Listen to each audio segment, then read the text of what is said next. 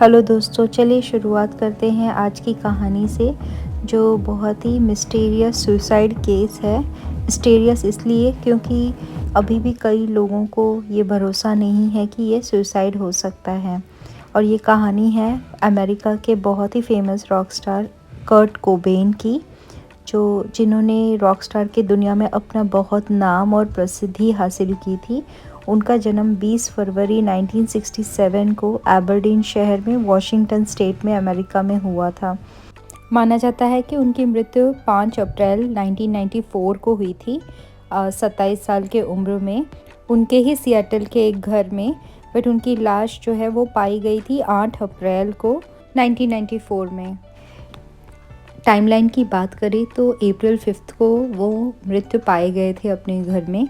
तो मार्च 1 से हम शुरुआत करें तो मार्च 1 को वो डायग्नोज हुए थे ब्रोंकाइटिस एंड सीवियर लैरेंजाइटिस, जब वो अपने कॉन्सर्ट के लिए रोम के दौरे पे थे।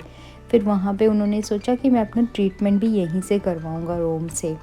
बट जैसे ही उनकी वाइफ को पता लगा कि उनको ऐसा इशू है ब्रोंकाइटिस और एस्मा का, तो वो उनके पास पहुंच गई मार्च 3 को। और जिस रात वो पहुंची उसके नेक्स्ट डे मॉर्निंग ही कर्ट कोबेन जो है ओवरडोज में पाए गए, शैम्पेन और कुछ स्लीपिंग पिल्स के कॉम्बिनेशन के, जो बहुत ही पॉइजनस साबित हुआ उनके लिए। और वो मरते मरते बचे उस ओवरडोज से। तो बाद में कर्टनी लव ने ये कहा कि उन्होंने ये भी एक सुसाइड का अटेम्प्ट किया था, जो कि डॉक्टर्स ने फुल्ली मना किया कि नहीं, ये सुसाइडल अटेम्प्ट नहीं था।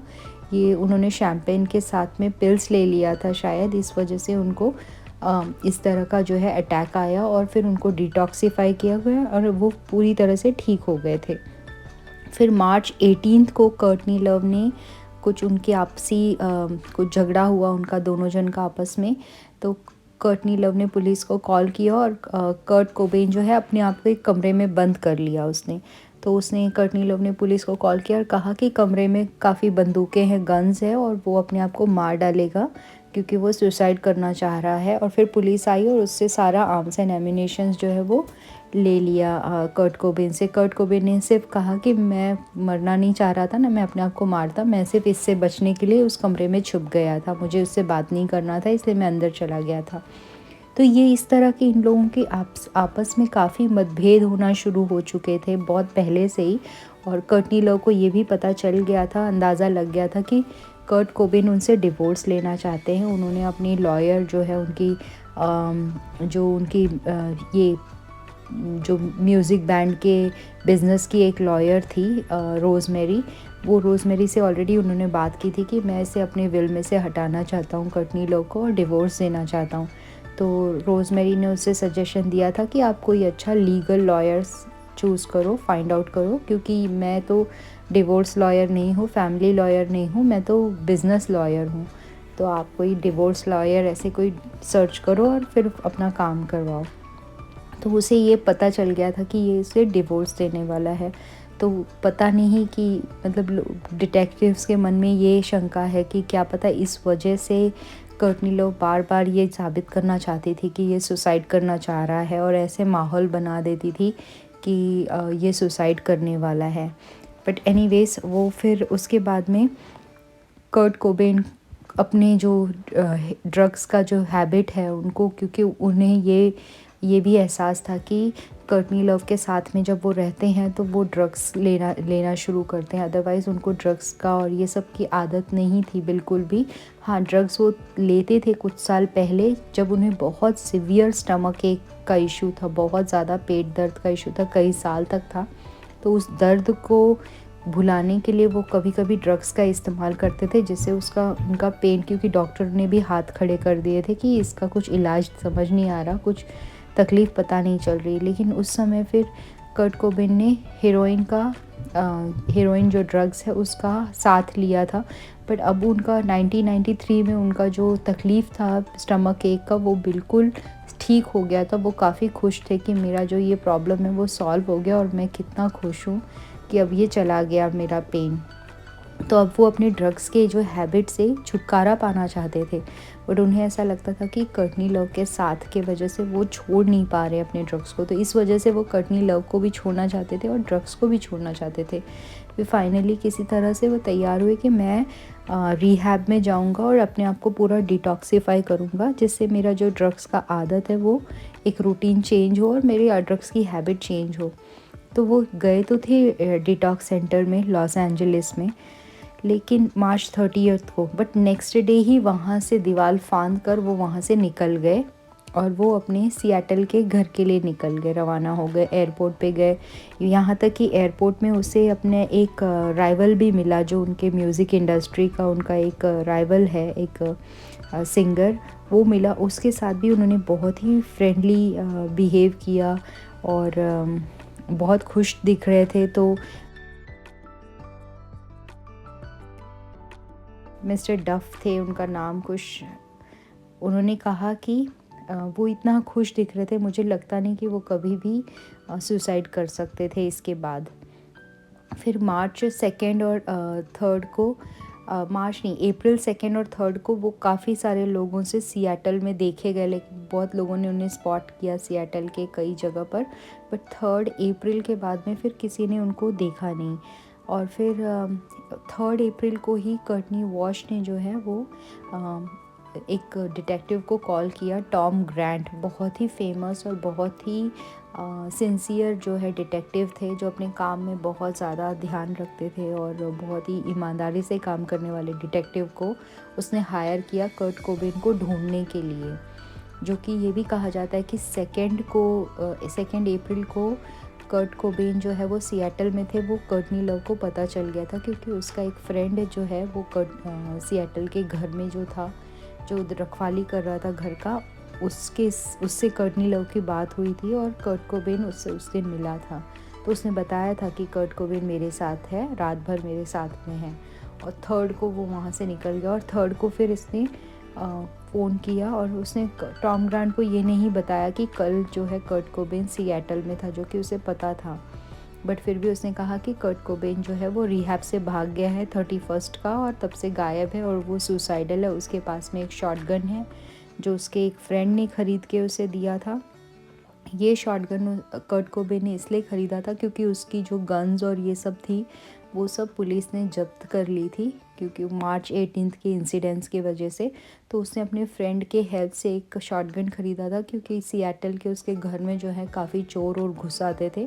तो शॉटगन जो होता है बहुत ही हार्मफुल गन नहीं होता, वो चोरों को डराने के लिए और अपने हाउस प्रोटेक्शन के लिए जनरली लोग रखते हैं अपने घर में। तो उसके दोस्त ने डिलन कार्लसन ने उसे ख़रीदवा के दिया था अपने नाम पे, कि वो उसके घर के सेफ्टी के लिए, तो वो गन उसके पास में ज़रूर था। तो कर्टनी लव यही कह रही थी कि वो जो है वो बहुत ही सुसाइडल है, अपने आप को मारना चाहता है और वो गन है उसके पास में।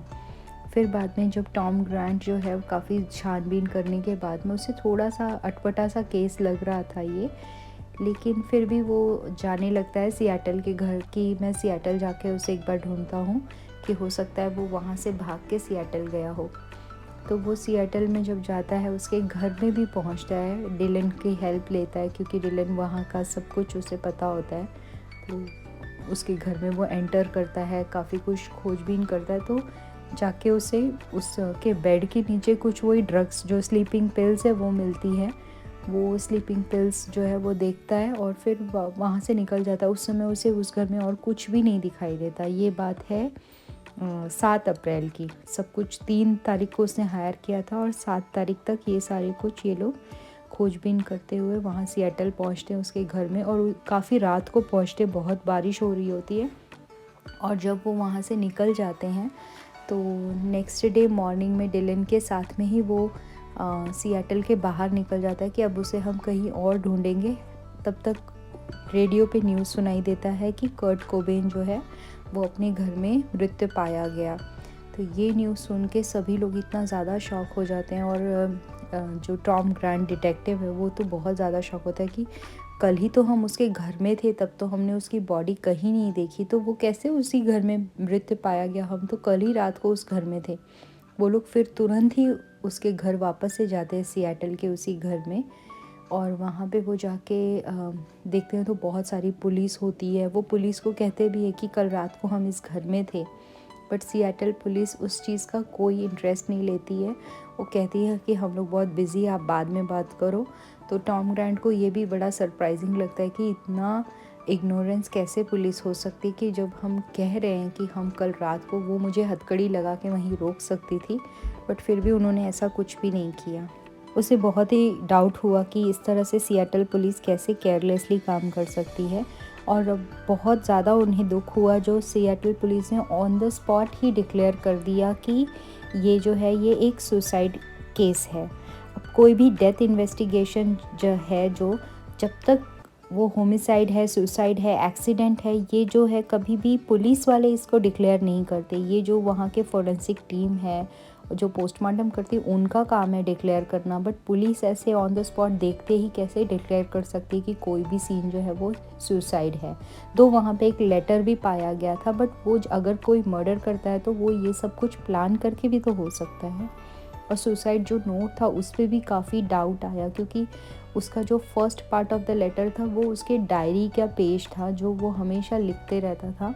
और उसने अपने मतलब शायद वो बुद्धिज़्म को काफ़ी फॉलो करते थे, जैनिज़्म और बुद्धिज़्म की बहुत रिस्पेक्ट करते थे, इसीलिए शायद उन्होंने अपने जो बैंड का नाम निर्वाणा भी रखा। और उन्होंने वो जो लेटर जो है वो बुद्धा को लिखा था। तो वो बुद्धा को अपने बैंड के बारे में, अपने फैंस के बारे में, अपनी म्यूज़िक जर्नी के बारे में फर्स्ट पूरा major part of the portion वही लिखा हुआ था। सिर्फ लास्ट 4 लाइंस में उन्होंने सिर्फ अपनी बेटी और अपनी वाइफ के लिए लिखा था, जो लग रहा था कि वो बाद में लिखा गया। वो कम्प्लीटली डिफरेंट जो है वो फर्स्ट पार्ट से बिल्कुल ही अलग लग रहा था सेकेंड पार्ट, जो कि हैंड राइटिंग डेफिनेटली मैच हो रही थी कर्ट कोबेन से। बट फिर भी ऐसा पूरी तरह से डाउट था कि ये जो है पूरा जो लेटर है वो सुसाइडल नोट नहीं है, वो सुसाइड करने के हिसाब से उन्होंने नहीं लिखा था। वो एक जस्ट अपने फ्रेंड से कॉन्वर्सेशन डायरी राइटिंग में किया था उन्होंने। और बस लास्ट लाइन था जिसमें उन्होंने lots of love to Frances and Courtney and ये wish you good luck for the life. वो लास्ट लाइन थोड़ा सा रिसेंबल कर रहा था कि ज़रूर ये सुसाइड के तरह का सुसाइड नोट हो सकता है।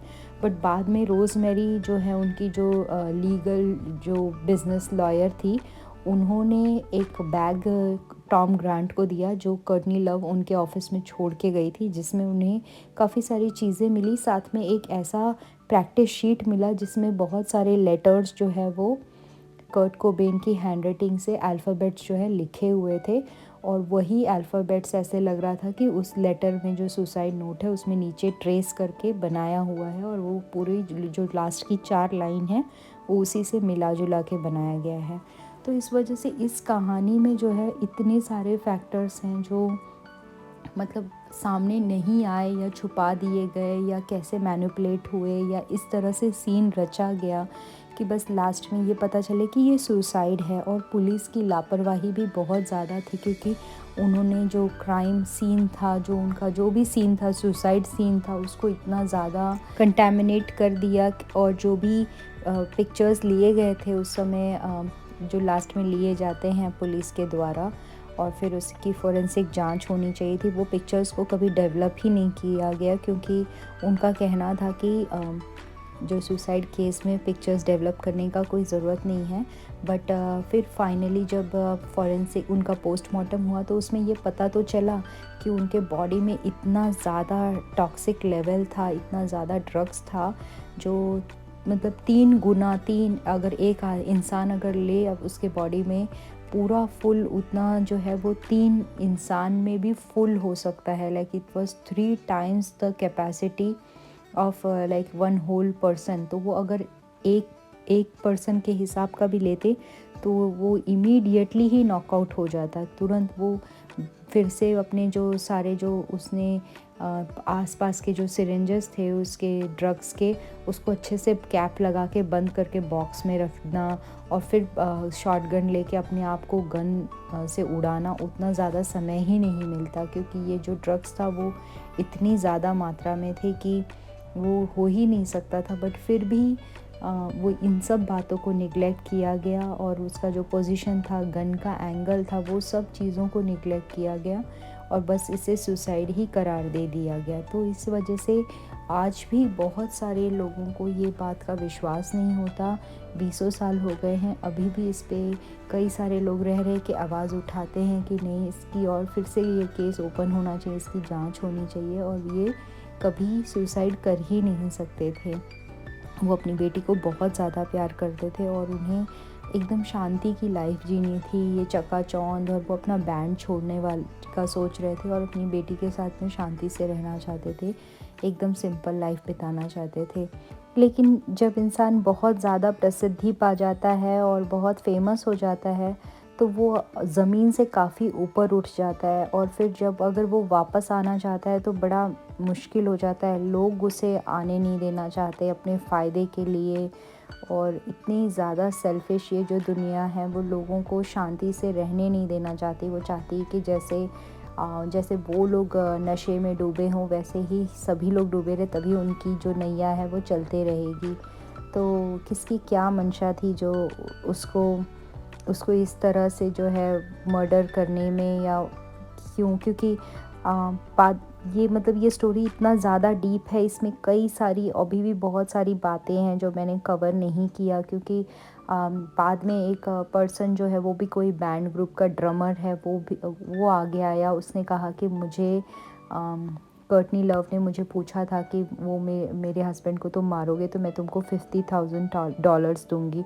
एंड वो रेडी भी हो गया था कि हाँ ठीक है, मैं उसका I will blow out his head, कि उसका सिर जो है वो उड़ाना है, और वो तैयार भी था करने के लिए। बट फिर उसने लगा कि ये इतनी बड़ी पर्सनैलिटी है, मजाक कर रही है, और फिर वो अपने काम में व्यस्त हो गया। उसका कोई टूर आया और वो वहाँ से चला गया। बाद में कर्टनी लव आके उसे ढूंढी और गुस्सा हो रही थी कि वो वापस क्यों नहीं आया बात करने के लिए, उसे मैंने कुछ काम करने को कहा था।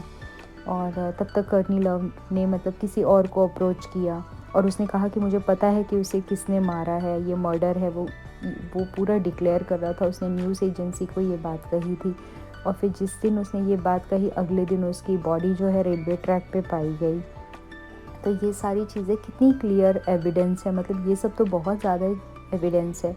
अगर पुलिस ईमानदारी से इन सब चीज़ों के बारे में खोजबीन करती, इस डायरेक्शन में काम करती, तो ज़रूर इनके हाथ कुछ ना कुछ ज़रूर आता।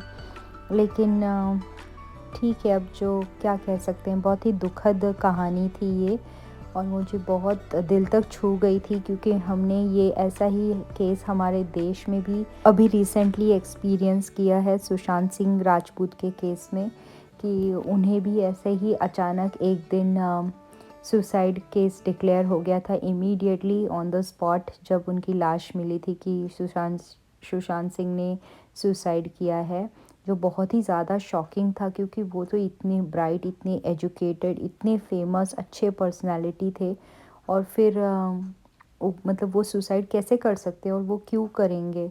और उनकी गर्लफ्रेंड थी, सब कुछ इतना था, उनके पास में इतनी अच्छी टीम थी, फ्रेंड्स थे काफ़ी सारे उनके साथ में जो रहते थे, जो कि उनकी फैमिली थोड़ा दूर रहती थी।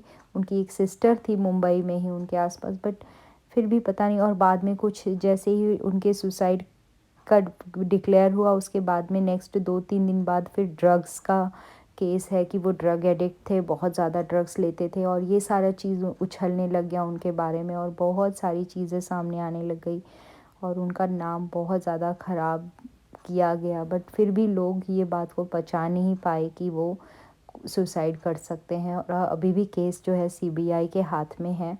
और टॉम ग्रैंट ने एक बात कही थी कि उस टाइम पर 1994 में जैसा ही ऑन द स्पॉट जैसा सीन दिखता है तो वैसे ही डिक्लेयर कर देती है पुलिस की, डेथ सीन जैसा दिखता है कि सुसाइड है तो सुसाइड डिक्लेयर कर देती है। उस समय ऐसा था 1994 में, बट मुझे लगा ऐसा नहीं है, ये आज के दुनिया में भी ऐसा ही है कि अगर जैसा स्पॉट ऑन द स्पॉट है पुलिस ही डिक्लेयर कर देती कि ये सुसाइड है, जो कि उनका काम नहीं है। उनको इन्वेस्टिगेशन करना है, उनको डिक्लेयर करने का उनका कोई काम नहीं, वो फोरेंसिक टीम का काम था। बट यही चलता आ रहा है, और अब पता नहीं कब तक ऐसा चलता रहेगा। आप क्या सोचते हैं इस स्टोरी के बारे में? प्लीज़ मुझे ज़रूर बताना, कमेंट्स करना। Thank you so much for watching.